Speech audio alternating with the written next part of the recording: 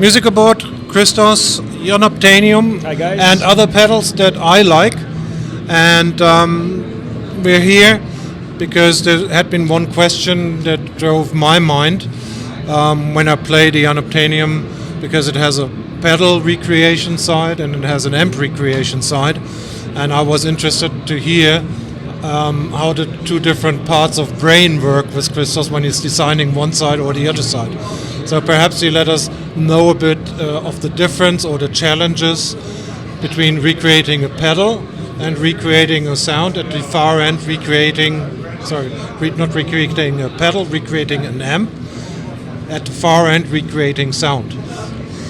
Yes, well, the pedal side, I guess it will be the easiest part. I mean, all you have to do is find and source the correct parts that the original unit. I mean, for example, the clone side, the schematic is already well known and on social media. I mean, on the internet for quite long.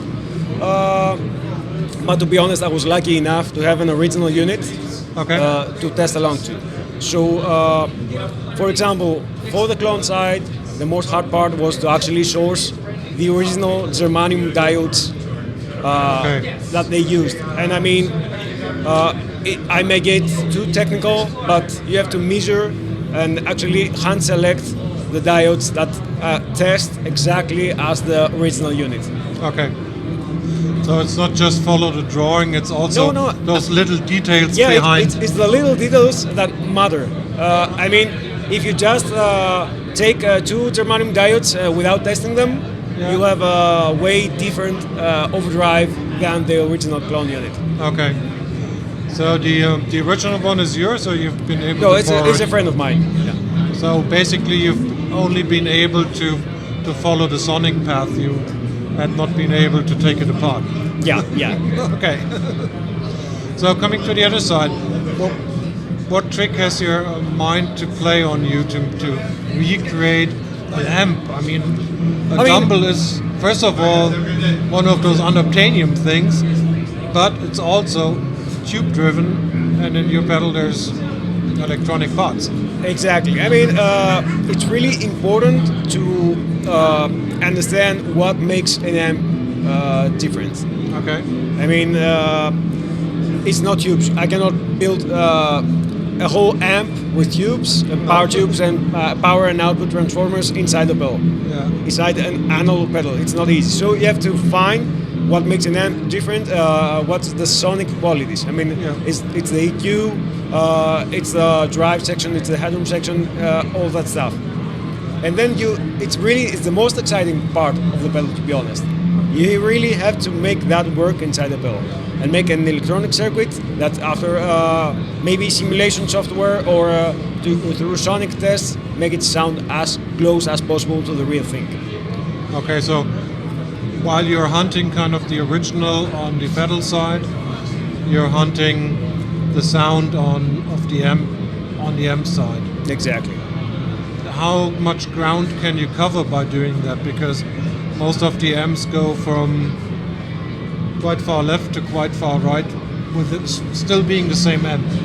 Is the electronic able to follow that, or is it basically just one part of the whole distance the amp can go? Well, I have to be honest, the pedal cannot go 100% after what the amp does. Yeah. So you try to find, like I said, what's the sonic qualities of the amp. For example, most people tend to use Dumble amps as smooth lead machines. Yeah. I mean the drive side.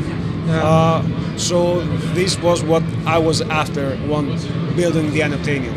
Okay, so basically if you want to describe it, you wanted a full-bodied, clean, that is not damaging your ear with heights. Exactly. Okay, so that's what people understand as a Dumble. How important is what is before and after the pedal? Like which amp is behind it, which pedal or boost or whatsoever is in front of it?